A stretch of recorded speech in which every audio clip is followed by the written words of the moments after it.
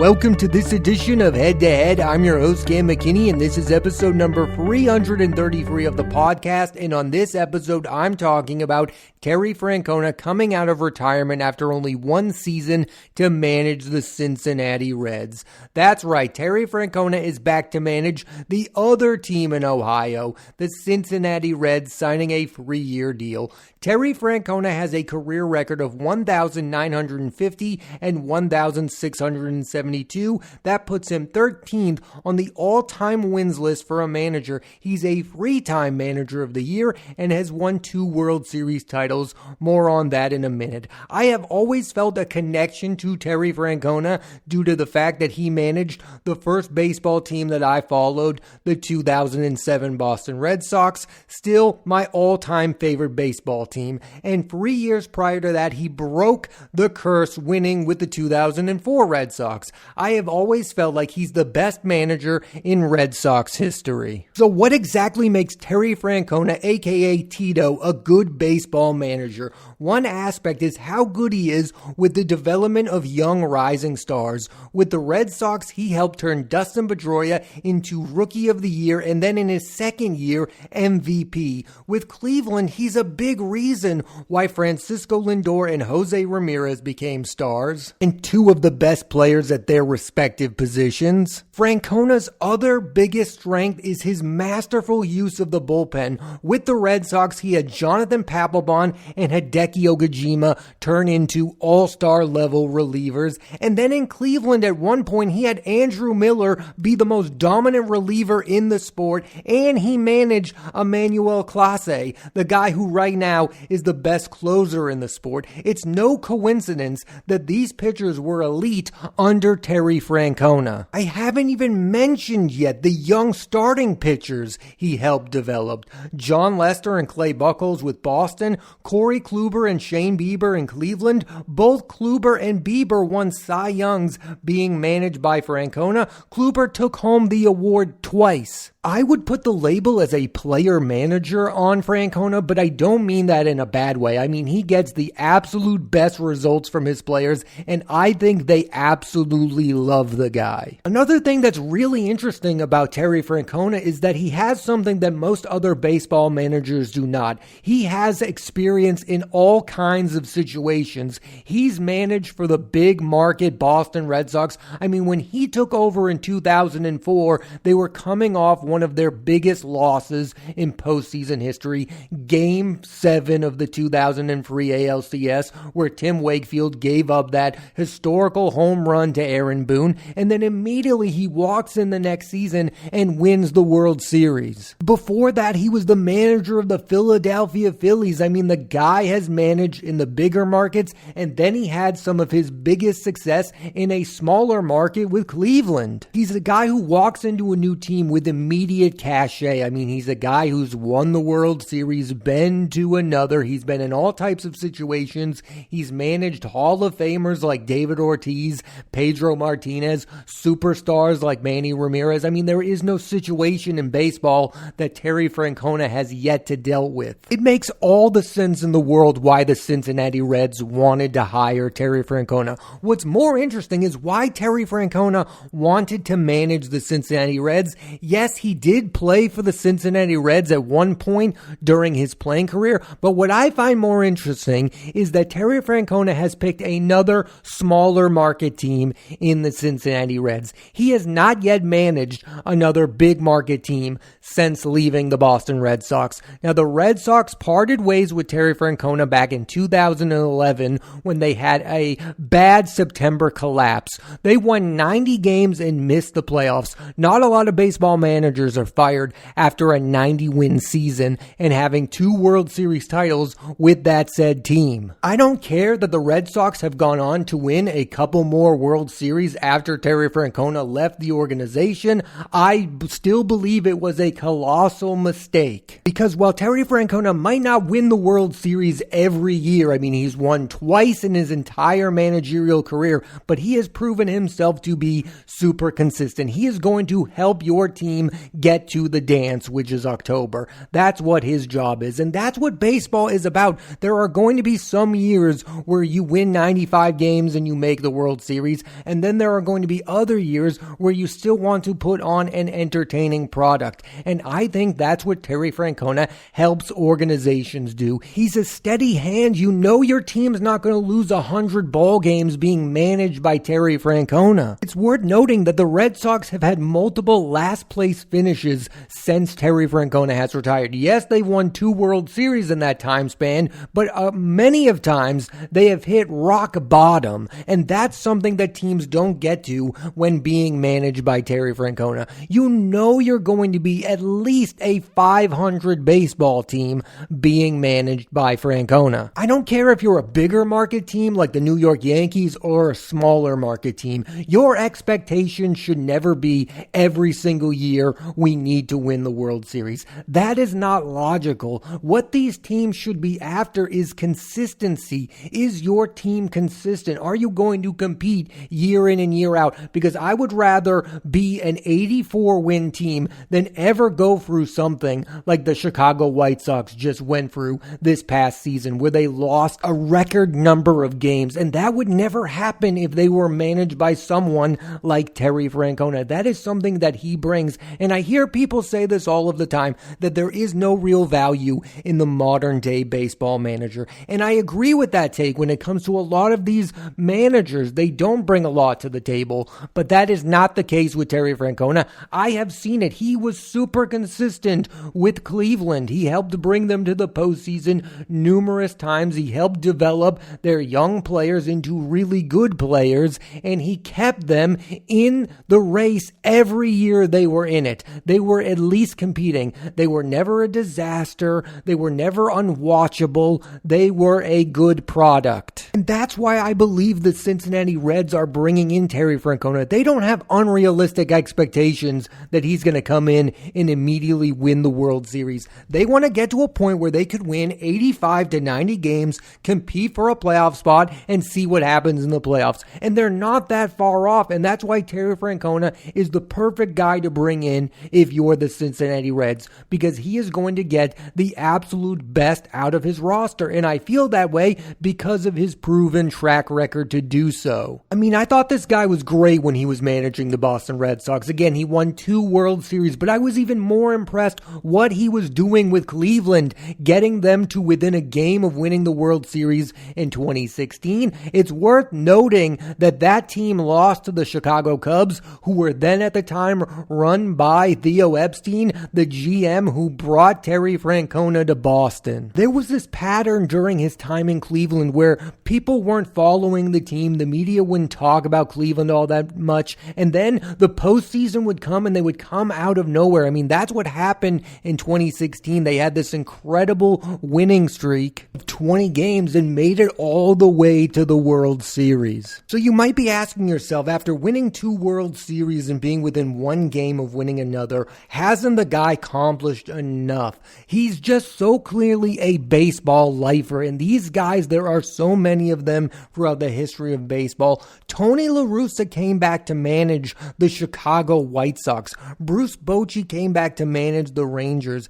and I do believe these guys like proving themselves in other places. La Russa had great success in Oakland and St. Louis, winning the World Series with both teams. Bochy has won with 2 teams. Francona was great with Cleveland, but he didn't win a ring, and I believe he's motivated to win one with a team that's not the Boston Red Sox. I do believe that if he wanted to, he could go to a team with a bigger market and a bigger payroll, but he doesn't want to. I think he likes the challenge of going, see, look what I can do with Cleveland. Look what I can do with Cincinnati. I can get the absolute best out of this roster. I think these smaller markets really let him showcase how good of a manager he really is. Where if you're the manager of the Boston Red Sox, they go, oh, why should we give you credit for managing this team that's stacked with all-stars and high-priced players? I could make the argument that the best thing that ever happened to Terry Francona's managerial career was him being let go by the Boston Red Sox,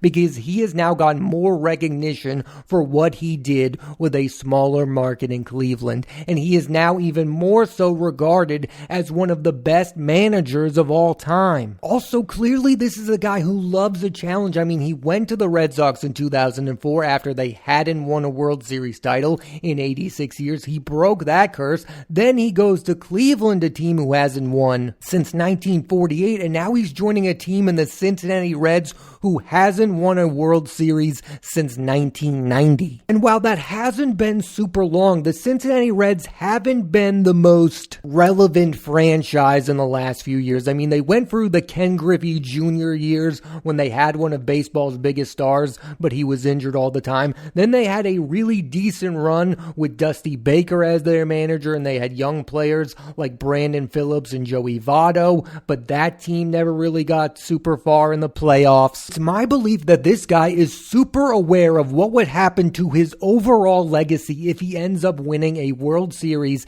as manager of the Cincinnati Reds. It's like with Theo Epstein. I view Theo Epstein as the greatest executive in the history of baseball because he has won a World Series with the Boston Red Sox twice and the Chicago Cubs once. Two franchises that were known for never winning it all. He got the job done in places you didn't expect him to get the job done. And that's what Francona has been trying to do. He tried to do it with Cleveland. He got the job done in Boston. And now he's going to try to get the job done in Cincinnati. It's the same thing that I believe got Bruce Bochy to come out of retirement. I mean, he wanted to be the guy who wins the World Series for the Texas Rangers. I mean, the guy had 3 World Series titles with the San Francisco Giants, an organization that couldn't win when Barry Bonds was there, the guy who's arguably the greatest hitter the sport has ever seen. They couldn't win with him. Then in comes Bruce Bochy and they win 3 World Series titles. He retires and comes back out of retirement to manage the Texas Rangers. And man, winning that World Series really cemented Bruce Bochy's legacy. He was already a Hall of Fame manager, but winning a World Series title with a second team does wonders for your overall legacy. Let's talk about what Terry Francona is working with when it comes to his new team, the Cincinnati Reds. The upside, they have one of baseball's best bright young stars, Elly De La Cruz, whose playing style is electric. Last season, he had 25 home runs and stole 67 bases. They only won 77 games last year, and bringing in Terry Francona is a sign that they want to win now. Because I think so highly of Terry Francona as a manager, I already have the Reds penciled in for at least 85 wins next season. And who knows, maybe they'll make a splashy move or two during the offseason. I mean, you don't bring in Terry Francona unless you believe your team is ready to win. I think Terry Francona coming back to the sport of baseball is very good news for the sport. It is very important to have well-known managers. I mean, managers used to be super well-known, particularly in the 90s when you had the likes of Joe Torre winning with the Yankees, Bobby Cox with the Atlanta Braves. I mean, these larger-than-life figures who you knew were going to be there each and every season, that were going to get the job done. You get this feeling when it comes to modern baseball that the only people who care about the managers of these particular teams are the fans of these teams. No offense to Rocco Baldelli, but does anybody care that that guy is managing the Minnesota Twins? When I grew up watching the Twins, they were managed by Ron Gardenhire, a well-respected baseball manager who was known on a national level. Now, maybe that says something more about the lack of popularity with modern baseball, but I just feel like managers used to be way more well-known. And they used to have big personalities. I mean, Terry Francona is a big personality. He loves to do interviews. The media loves this guy. There was one year he was working at ESPN before he came back to manage Cleveland. Baseball just used to be filled with these kind of guys. I mean, Lou Piniella, when he was managing the Chicago Cubs, the Seattle Mariners, or the Tampa Bay Devil Rays, I mean, that guy used to be a large personality. You used to be entertained by the fact that he would argue with umpires. You just don't get that from these modern day managers. You get Aaron Boone, you get Alex Cora, you get Craig Counsell, and these are guys that have great success successes, but they just don't have that same feeling you had for those old-time managers. Because now we're all left wondering who really is the face of the organization. Is it the general manager? Is it the owner? Is it the manager themselves? I mean, with Terry Francona, when he walks in the door to manage the Cincinnati Reds, he's going to become the face of the Cincinnati Reds, the same way that Joe Torre was the face of the New York Yankees, the same way that Bobby Cox was the face of the Atlanta Braves. You feel like that guy is going to be able to make all the big decisions that happen during a 9-inning game because they've earned that because of their legacy overall. And maybe I'm giving them the benefit of the doubt. Maybe Terry Francona has to listen to front office executives as much as the next guy, but he feels more like an authoritative figure than most baseball managers nowadays. So we all know analytics are big in today's sport of baseball. We all know the numbers. People are obsessed with the stats. What I find interesting is the old school mixing in with the new school, because old school managers are having a lot of success lately. Dusty Baker won his first World Series title with the Houston Astros. You know, Dusty Baker, the guy who couldn't get the job done in October with the Chicago Cubs, the San Francisco Giants. Well, guess what? That guy won a World Series with the Houston Astros. Then old school Bruce Bochy comes out of retirement and wins a World Series with the Texas Rangers. And the Reds are hoping for that kind of success story with Terry Francona. I want to harpen on this point as I end this podcast. I just believe that Terry Francona is the type of manager who can get the absolute best out of any roster he's given,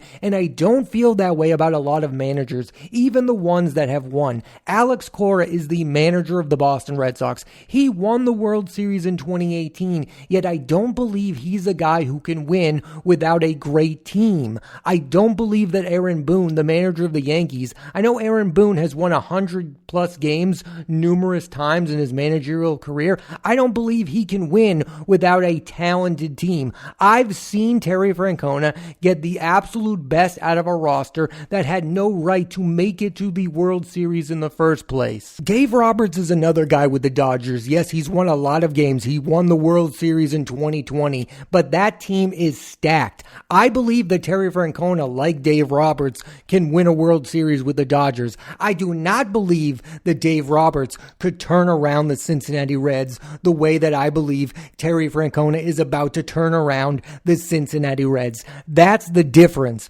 That's what I'm talking about. He's a manager that can impact any team he manages. These other guys, I believe they can only win when their rosters are super talented. As you can tell, I'm super high on the Reds bringing in Terry Francona because I believe he's going to change the culture of that team and get the best out of their young talent. I believe Ellie De La Cruz is going to take that next step. I would not be surprised if he becomes an MVP candidate in the next year or so. The year before Francona got there, Cleveland lost 94 games. The first year Francona managed Cleveland, they won 92 games and made the postseason. I believe the same kind of thing can happen with the Cincinnati Reds. There are very little, if any, other managers I believe can have a bigger impact on a team than Terry Francona, and I've seen it firsthand. I've seen it with the Boston Red Sox. I was impressed. Yes, that team was stacked, but then he went to Cleveland and turned them around. I mean, there are no managers who are difference makers anymore.